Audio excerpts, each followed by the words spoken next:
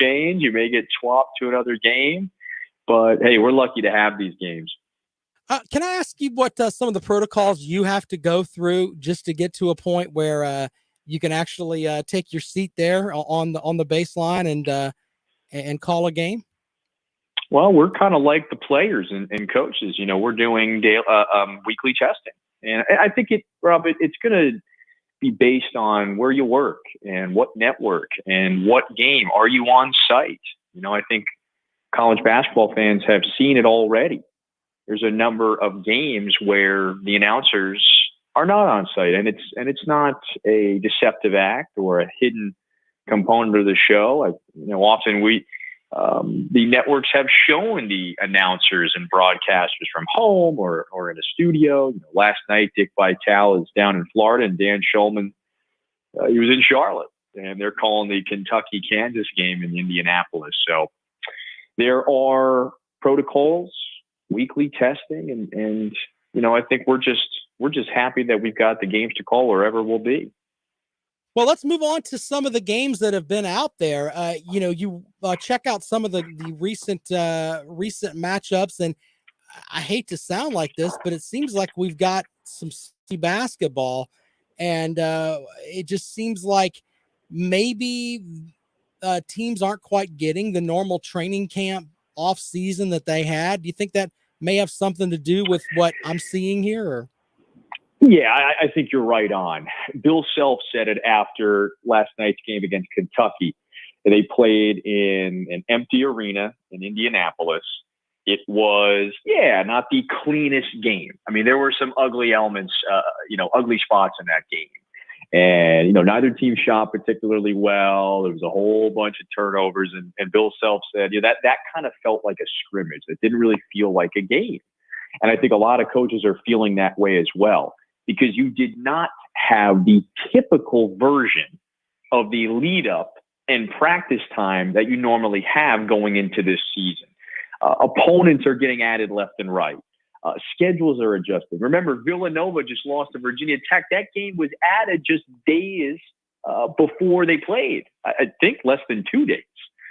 Both teams were up in Connecticut at Mohegan Sun Arena, and they struck up a matchup. I think both coaches were kind of under the mindset of, hey, we're both here. We're both available. You want to play? Sure.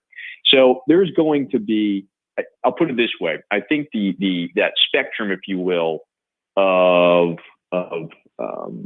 competitiveness is wider than it has been and will be than it typically is at the start of a season. Meaning I think there's a lot more up in the air than what we're used to seeing. So, these guys are playing in empty arenas, and they did not have a typical lead up to the season in terms of practice and training and repetitions. No teams had exhibitions. No teams had scrimmages. Oftentimes some of these practices couldn't feature referees that typically come in when teams usually scrimmage, do an inter-squad scrimmage. These teams will bring in officials who live in the area or nearby. They'll hire them to make it seem as close to a typical game as possible. Of course, there's a limit on who's allowed into practices, so that goes out the window this year as well. So, this is really the first time where it's let's roll it out and see what the heck happens. And but I think that's expected. I think this is exactly what we expected, where we may not see the sharpest play, and that's the reason behind it. Can we talk a little bit about South Carolina and Clemson for a moment? I want to start with the Gamecocks, and I love the tenacity that always seems like Frank Martin brings his teams out to play, and but already having to deal with an injury, Seventh Woods may not be able to play this weekend against Houston. That is a kind of a blow there for the Gamecocks at the start of the season. Well, then how big was this then? Jermaine Couisnard getting the experience and the time and the playing time that he did get a season ago, because he's obviously going to be relied upon. He was going to be relied upon very heavily anyway this season, but now even more so. And I liked his game. I liked the way he played last year. He had an intensity and an aggression that sometimes you don't see from freshmen. So, yeah, I mean, I think more of the scoring load and just the load in general in terms of what you see from his guards are going to fall on Jermaine and AJ's shoulders. But, it just comes with the uncertainty of a year. You never know when the injury bug will hit.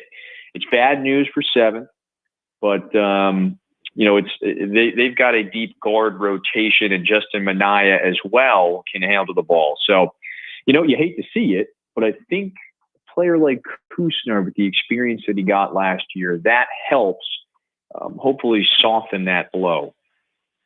Well, let's move to Clemson for a moment. I got to speak with Terrence Oglesby, the former Clemson guard, last week, and we talked a little bit about what this Clemson team may be the deepest that Brad Brownell has had in his tenure up at Clemson in the 10 years that he's been there.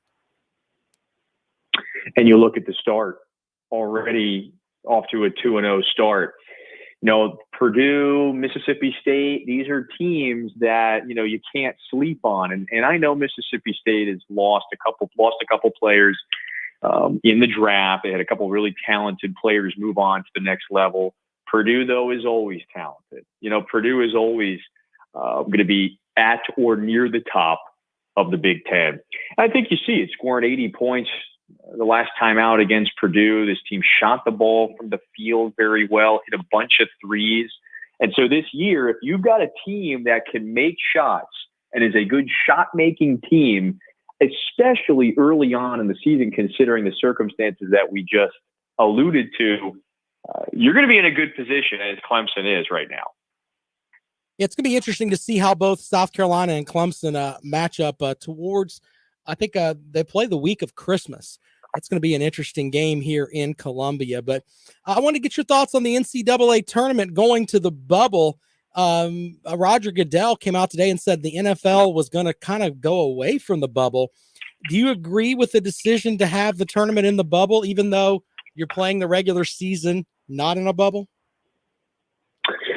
Yeah, well, and I think the proposition right now from the NCAA is let's try to make it, as of right now, and there's so much that can change between. We're talking about something that's scheduled to happen in April or May. Is it March? When does it begin? That is still almost up in the air. I'll put it this way. I like the bubble format. I think if you can make it work, it takes that much more risk out of the equation, meaning traveling to multiple cities, traveling back and forth between. Think about how the NCAA tournament was set up in years past. You play games that, if you advance, that is, on a Thursday and a Saturday in whatever, it could be Indianapolis. You return back to campus, then you return back to your next weekend's location. That could be in Los Angeles. Then you return back to campus. Then if you do have the good fortune to advance all the way to the Final Four. So the proposition to yes, let's try to create this bubble environment is to remove the travel and the risk that comes from the equation. When that happens. So I like the bubble model. We saw exactly what happened down in Orlando with the NBA completing its season. So we'll wait and see, though, as we find out what the next few months look like leading up to the NCAA tournament. But I think one thing is for certain.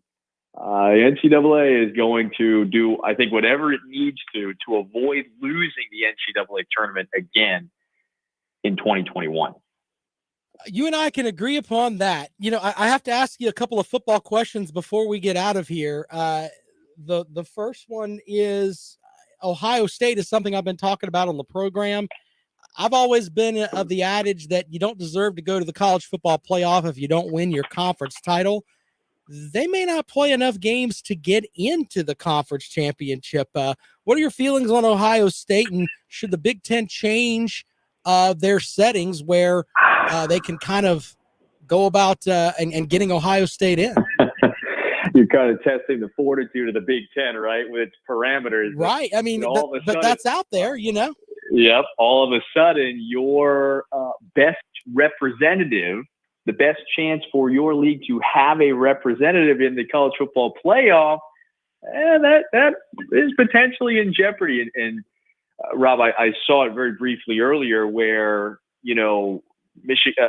Ohio State's game coming up. I think it's Michigan. Is it Michigan this weekend? It's Michigan's game was called off with I can't remember who it was, but I think it's Michigan State who they play this weekend, and then Michigan following. But they're at 4 wins. They've got to get, the playoff committee has said, hey, the 20th is the golden date. They've got 2 weekends. I mean, they've got to get their stuff together. Well, and they do have to play it. And I think the only way that this 6-game threshold, and there may not even be enough opportunities, and opportunity is not even the right word.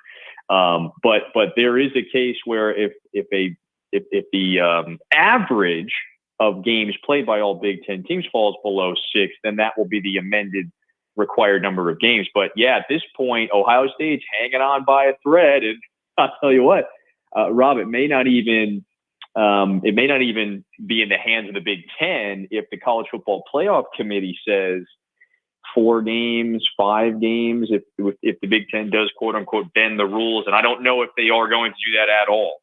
But the College Football Playoff may say, well, wait a second, Ohio State only played 4 games. Is that enough? There's so much that can play out in the next few weeks that make you say Ohio State is certainly hanging on by a thread here. It needs to meet that threshold, that minimum requirement to play in the Big Ten championship, to then give itself certainly that galvanizing last win that could vault them into the college football playoff. But I think it's a to be determined scenario right now. It's going to be interesting to see how that wraps up. Kevin, tell folks where they can find you on Twitter and where you're tentatively scheduled to work here the next couple of days so we can kind of try to tune in. Rob, I've been knocking on wood for weeks now. It's funny, you talk about your games and what's coming up, and yeah, you can only hope or just knock on wood that they'll be played. So I've next got Wisconsin visits Marquette on Friday. You can catch that game on FS1, and it's going to be a good one. Wisconsin, right at the top of the Big Ten, ranked 4th in the country, reigning Big Ten champs. Marquette's a really scrappy and athletic team this year. But then, yeah, give me a follow. It's at Kevin T. Fitz on Twitter. I got your Gamecocks next week, by the way, against Wofford, so I'll talk to you then. Well, hey, that would be great, man. I'd love to. I may text you, see if we can work you into the schedule here. But can you tell us a bit about your podcast, too? You've been working on that as well, right? Yeah, thanks for bringing that up. One-on-One is the name of the podcast. It's been a fun show. It really has been. And for all of the college sports, college football, college basketball fans, if you like in-depth conversations, this is the podcast for you. Our latest guest was Alabama head men's basketball coach Nate Oates. We just did a deep dive in his career, his journey, and that's kind of the gist of the podcast. Just really wholesome conversations with quality people. And yeah, you can get it on Apple, Spotify. Go hit subscribe. Yeah, I mean, it's good stuff. I think, wasn't your first guest Frank Martin? Frank was a prior guest. That's right. Frank, he kicked it off. He was generous enough to be guest number 1, and he set a high bar. I'll tell you that much. Well, I'll tell you what, man, just great stuff, of course, with your podcast. And, of course, folks can find you around the ESPN networks. Lord only knows where you're going to end up, but follow him on Twitter. He's at Kevin T. Fitz. Kevin, I appreciate you joining the show, man. It's great that you join us here on The Rundown. Thanks, Rob. Always good to talk with you. All right, there we go. Kevin Fitzgerald joining us here on The Rundown today. Lots of interesting stuff. Talk about the NCAA bubble that's going to happen. Also with the stuff with Ohio State, which is kind of the far pressing thing right now, how that's going to work out for us. And, it's great that Kevin made some time for us, man. I know he's a busy guy doing the stuff with ESPN, so very cool of him to join us here on The Rundown. All right, we're going to take a quick break. When we come back, we'll have a lot more for you today. Clemson basketball tonight. I think the Clemson women have already played today. We'll give you an update on that. And Lots of other little things we're going to get into today here on The Rundown. You're listening to that on Fox Sports Radio 1400.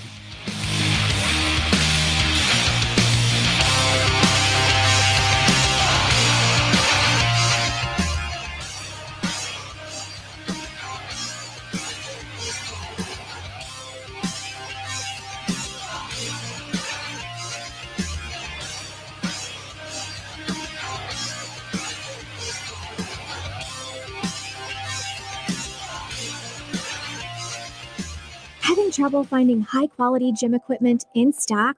Let Carolina Specialty Fitness help ease your stress this holiday season. Carolina Specialty Fitness offers treadmills, ellipticals, exercise bikes, home gym systems, and more from top-of-the-line brands like Life Fitness, Matrix, Landis, and Hoist Fitness. With new shipments arriving daily, Carolina Specialty Fitness will make your holiday stress disappear. Visit our location. Hey, thank y'all for checking out the show. I appreciate it. You guys rock, man. It means a lot you guys would take some time out to hang out with me today. 3:00 in the afternoon. I love what I get to do here, man. I mean, there's so many other things I do here at iHeartRadio. I do production and all kind of stuff, man. But this is like, I do all of that so I can have my 1 hour of a day here to do this and the ability to write on my blog page and put good stuff out there. So the fact that you guys take the time out there to hang out and listen, I appreciate it. What's up, Scott? How are you, sir? Thanks for checking out the show, man. You guys rock over there. It means a lot to me. I mean, it really does. I never thought I would be able to do this. I always thought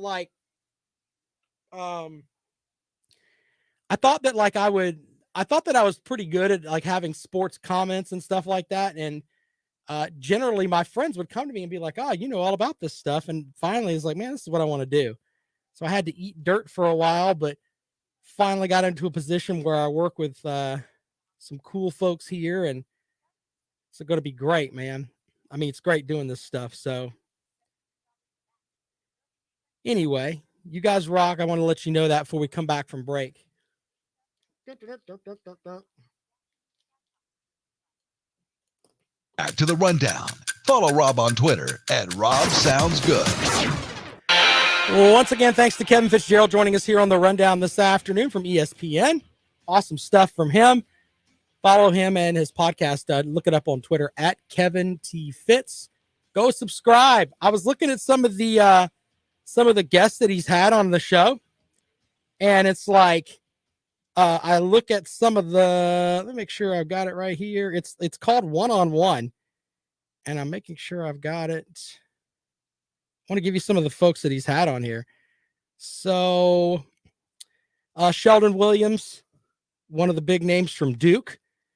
Buzz Williams, Texas A&M's head coach. Conzo Martin.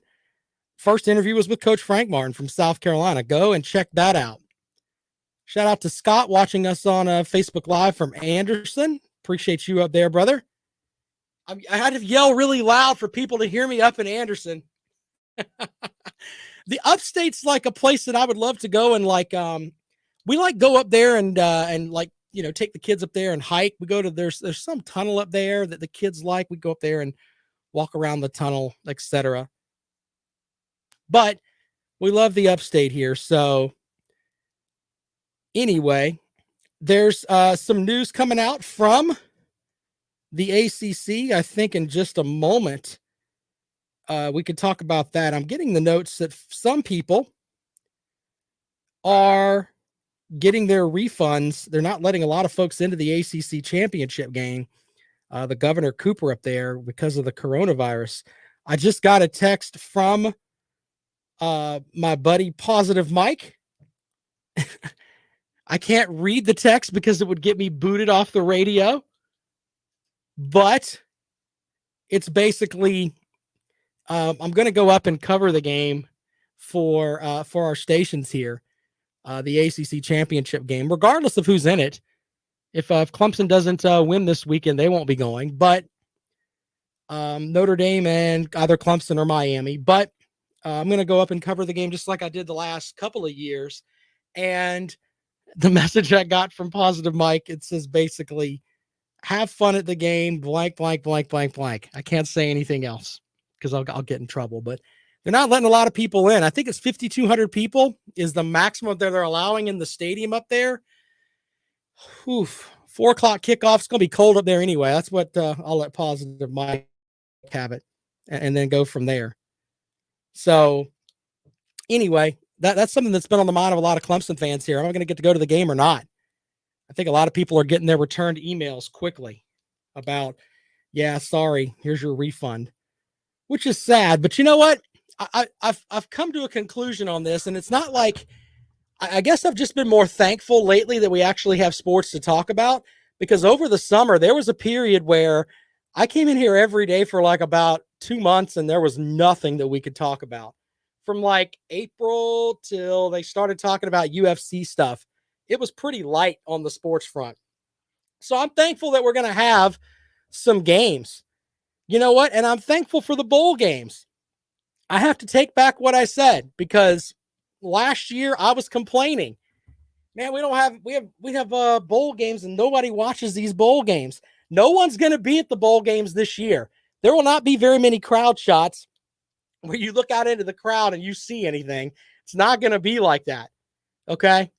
That's thing number one.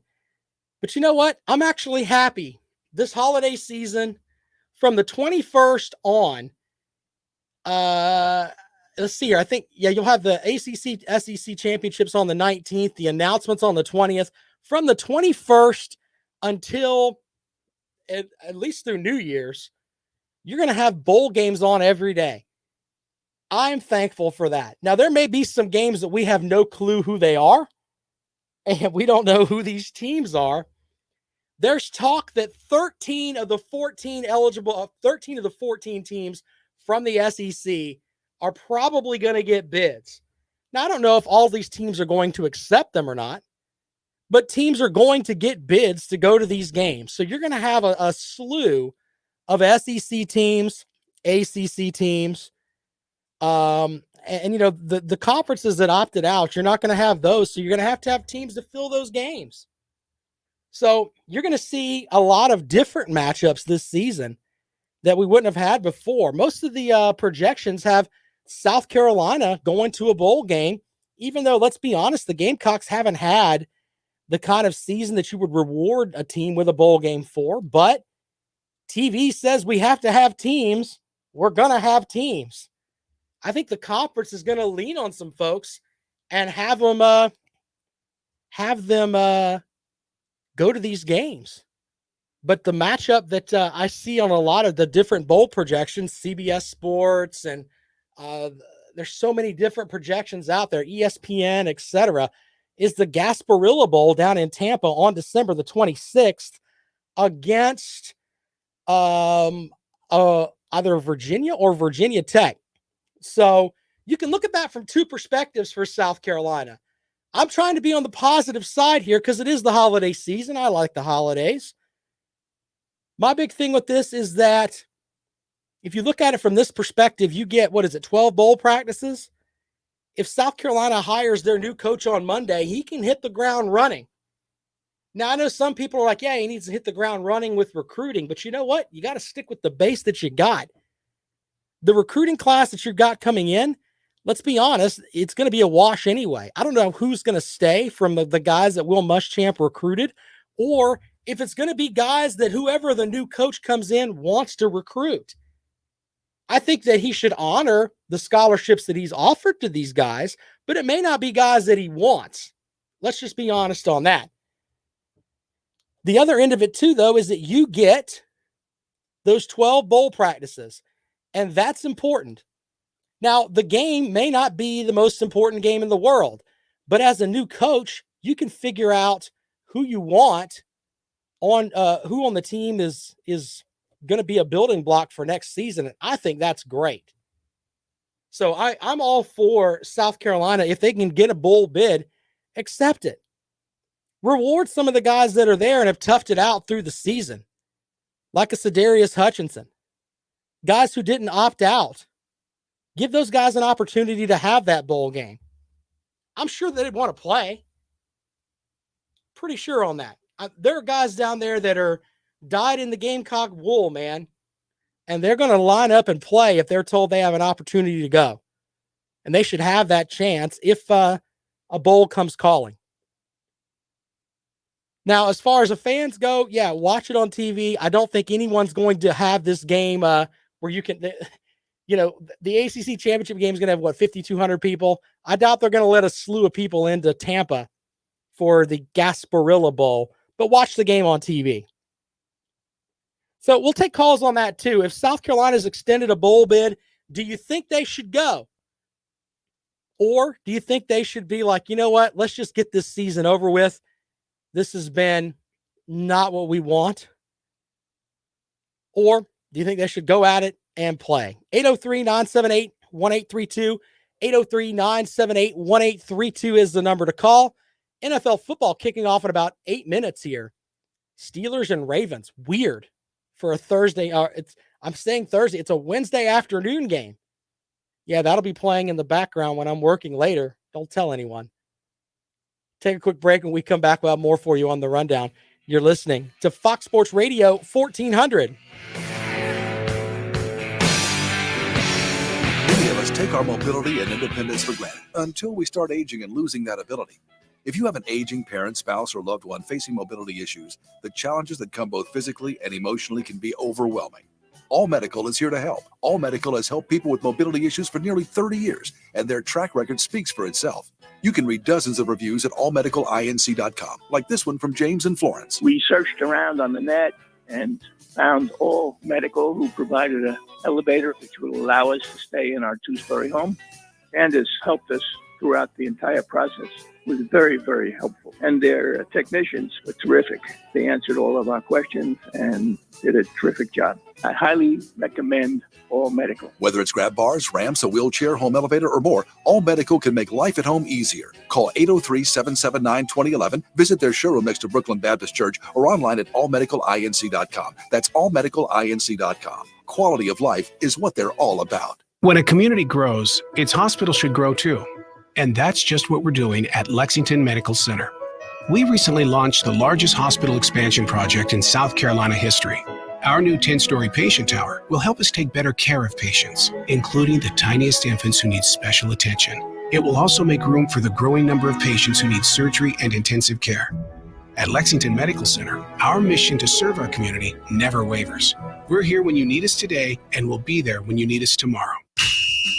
This is Doug Gottlieb. Here's what's trending from the iHeart Sports Network. Presented by All-American Heating and Air. The NFL's final game of Week 12 will finally be played today. Pittsburgh and Baltimore face off in a game delayed 3 times by the Ravens' COVID issues. Clemson needs just one more win to clinch a spot in the ACC title game. Tigers will play an upset-minded Virginia Tech squad in primetime Saturday. And North Carolina faces Texas this afternoon in college hoops. They'll play in Asheville as part of the relocated Maui Invitational. Clemson hosts South Carolina State.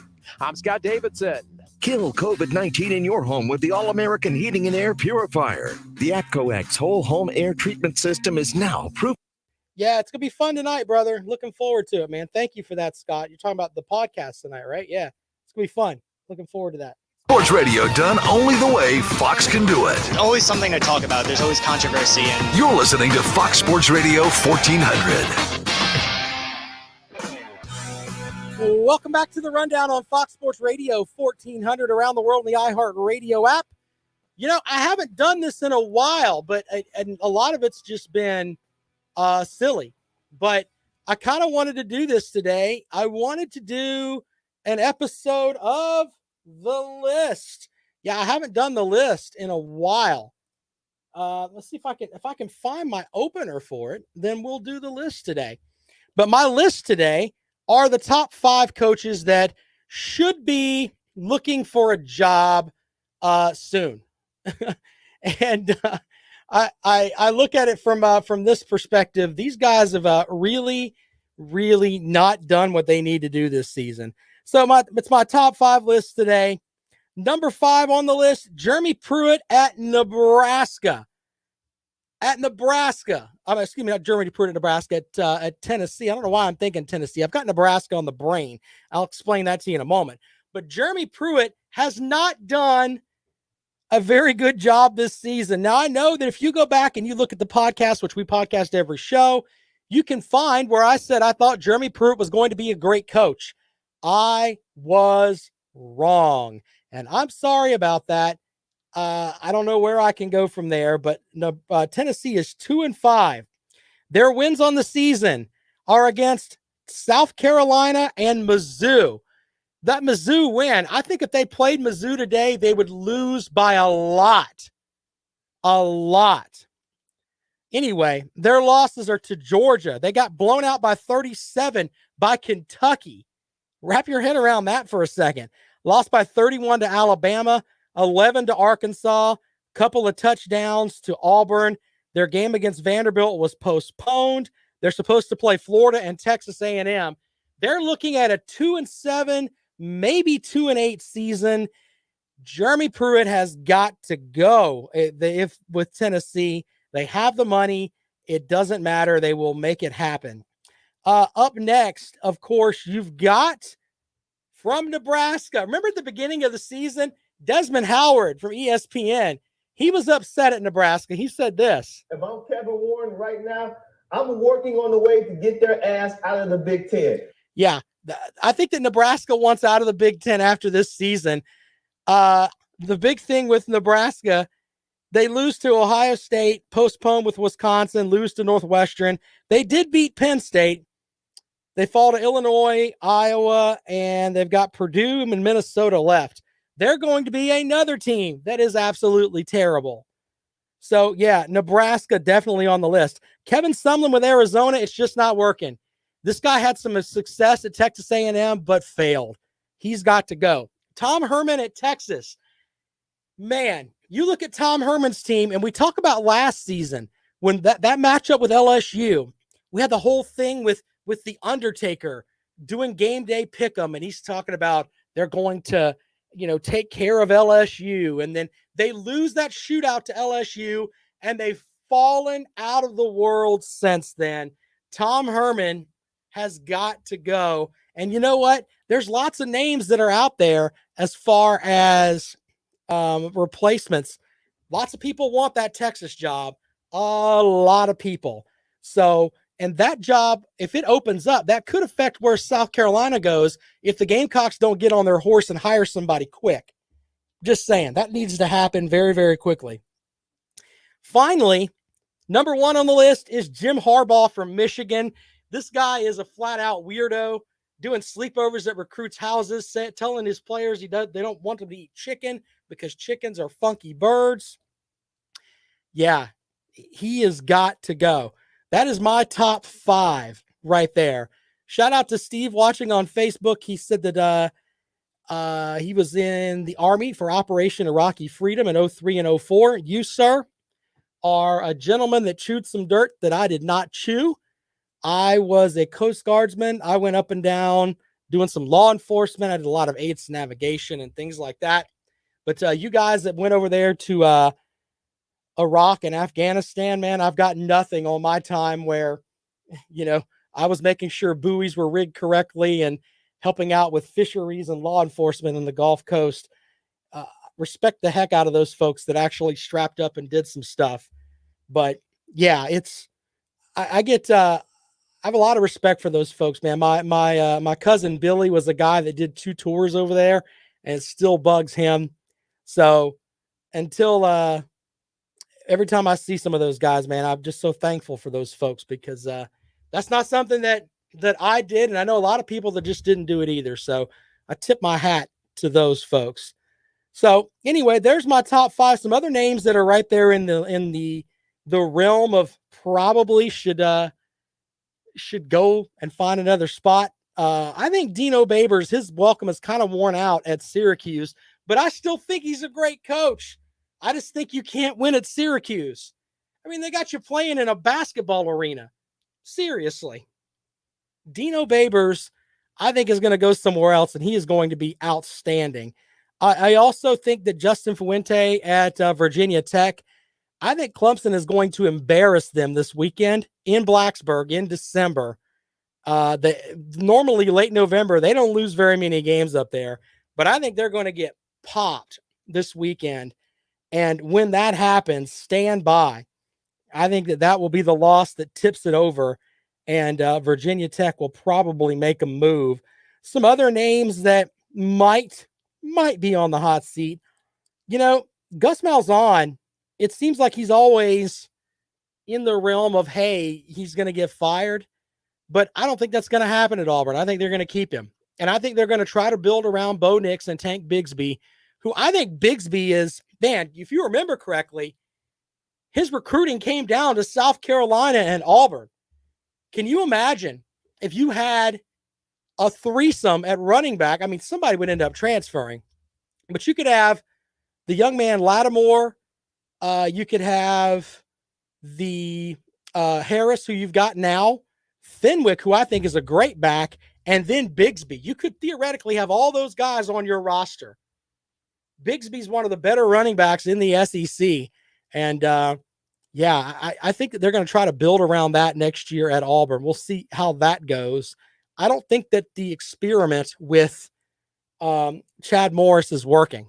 Chad Morris is going to have to go somewhere else and let Gus Malzahn call plays, but I don't think Gus Malzahn is going to get fired. If he does, he'll be scooped up very, very, very quickly. Another name that might hit the list just because he might just decide to retire is David Cutcliffe at Duke. And I know people don't want to hear that, but he's kind of the professor of the conference. I don't know why I'm thinking Marshawn. I'm thinking Lattimore. I'm thinking Lynch. Thank you for that, Jimmy. Marshawn Lynch, the young man that got injured. Yeah, but you could have those three in your backfield. That's what South Carolina could have. Wow. Very, very close. All right, 803-978-1832. We'll come back and wrap up the Wednesday edition of The Rundown. You're listening to Fox Sports Radio 1400.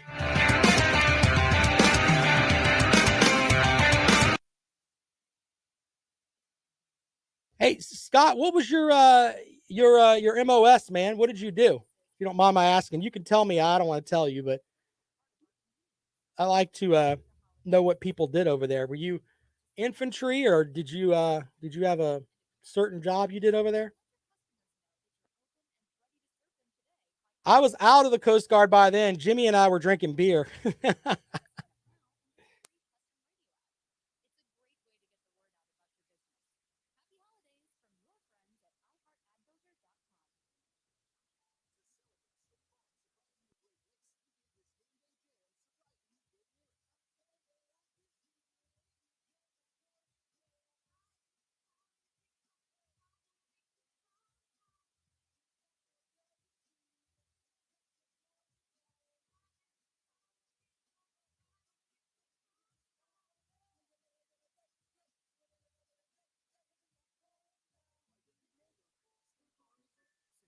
Signal 31R. Can you explain? I'm not trying to be rude. I don't know what that is, brother. I'm just being honest. I was a bosun's mate / machine technician. So I worked on boats and helped paint and basically did law enforcement.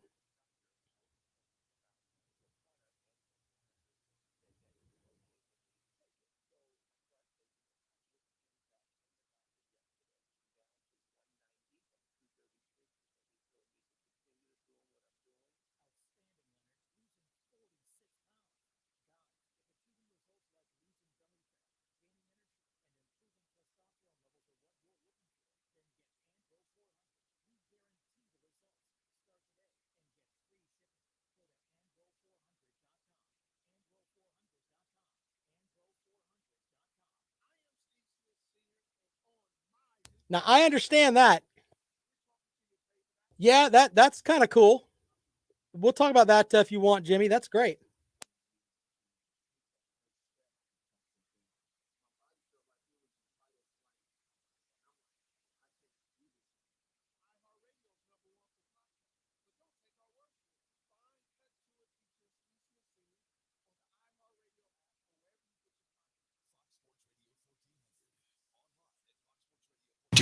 .com, on your phone with the iHeartRadio app, and on hundreds of devices like Alexa, Google Home, Xbox, and Sonos, an iHeartRadio station. welcome back to the Rundown on Fox Sports Radio 1400 around the world on the iHeartRadio app. My name is Rob Sanders. Thank you for joining us today. We have got some NFL football going on right now as one of the best rivalries in the NFL, the Steelers and Ravens fixing to kick off. And we'll give you an update on that score. Yeah, no score, about 11 and a half minutes to go in the first quarter there as the Steelers and Ravens hook up here on a Monday. A Wednesday. My days are getting mixed up. Around the holidays, I have to admit, I get kind of silly. I mean, it just happens. But we'll see. Try to give you some updates on those scores as we roll along today. Also, we did have a matchup earlier today. We had the Clemson women's basketball team as they played. Who was it? Was it Mercer? I think that they won that game. I was watching some of that, and they ended up, if I remember correctly, they pulled that game out. So I'll give you the scores on that in just a moment. The Clemson men tonight will play South Carolina State. The Clemson women win 67-54 over Mercer. You've also got today in some SEC games, North Georgia plays Georgia, Tarleton. I have no clue what Tarleton is. They'll play Texas A&M, Providence and Alabama, Mizzou and Oregon, UT Arlington and Arkansas. There's your SEC matchups today. Your ACC matchups include a good one tonight. Actually, it's about right at 4 o'clock today. I didn't realize it was this early. In the Camping World Maui Invitational, Texas, the 17th ranked team in the country, will play 14th ranked North Carolina. Odds makers call that an even matchup. 4 o'clock. So about 11 minutes here. If you're into that kind of thing, you should be listening to Lawton Swan with Clemson Sports Talk. But if you've got to be pulled away, I think we will allow you to watch a top 25 matchup on a Wednesday afternoon. Be burning up the remote control later, watching the Steelers and Ravens and Longhorns and Tar Heels. May have to put in my earbuds and listen to Lawton Swan. That I may just have to do that. Other matchups, Clemson is playing South Carolina State tonight. Tigers are a 35.5-point favorite. North Florida will play Florida State. Those are your two ACC matchups for tonight. Jimmy had a good question on the Facebook feed here. What are the chances Ryan Helinski is back next season? You know, I have a theory on that. And I think a lot of people, I don't know if I put that out on the air here. I think I did on our fifth quarter postgame show on WVOC. Here's my big thing with that.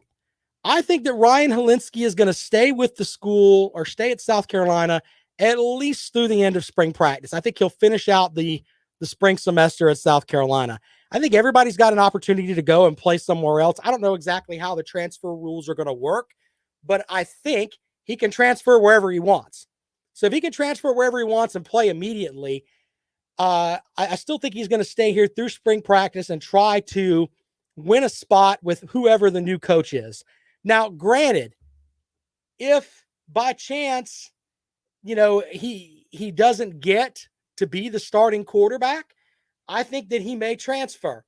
I don't think Ryan Helinski is the type of quarterback. I mean, he was a 4/5-star guy in some spots.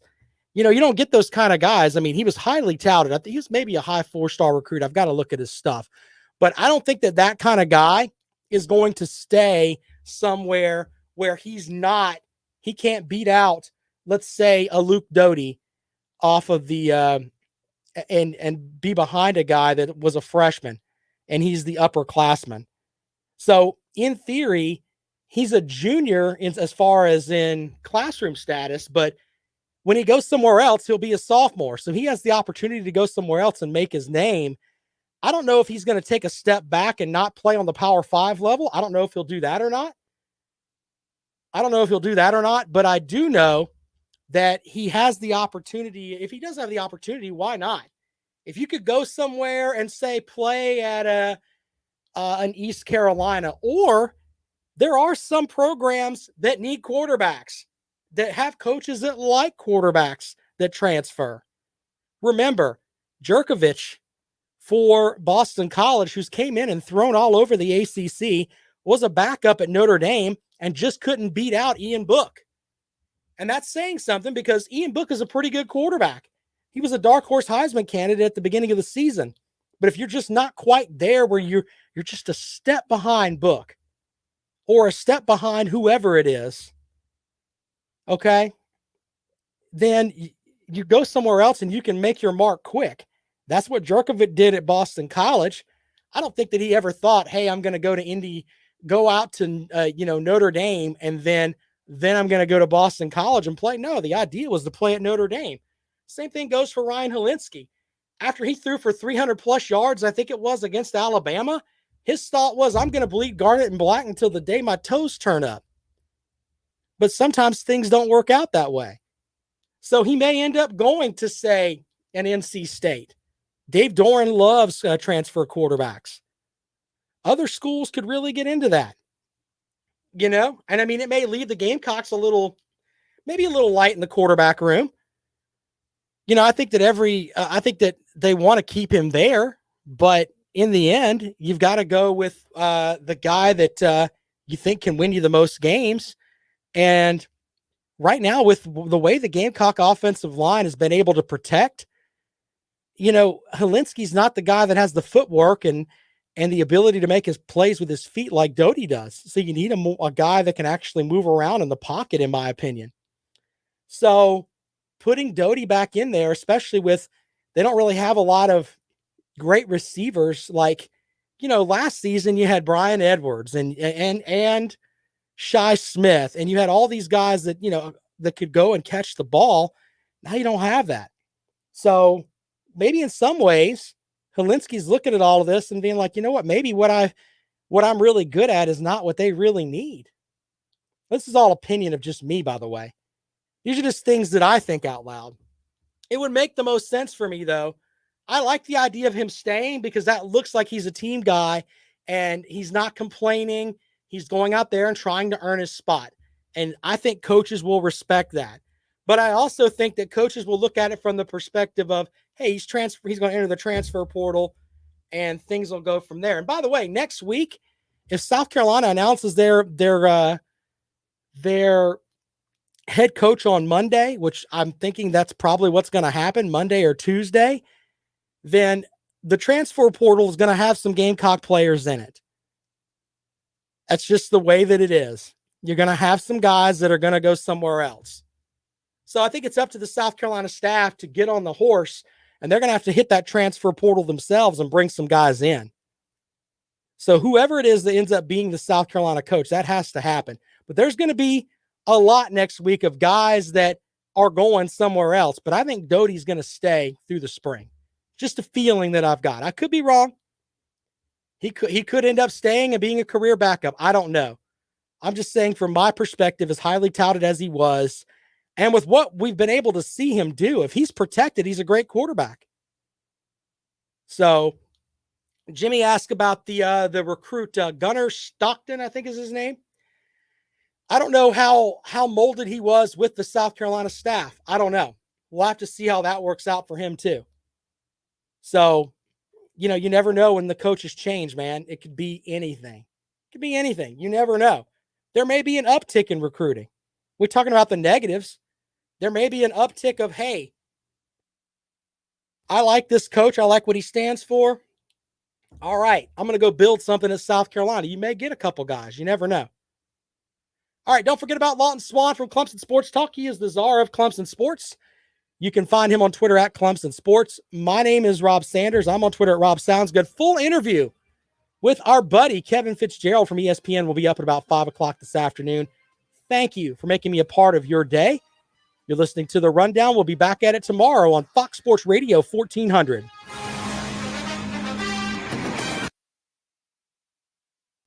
Hey, thanks, guys.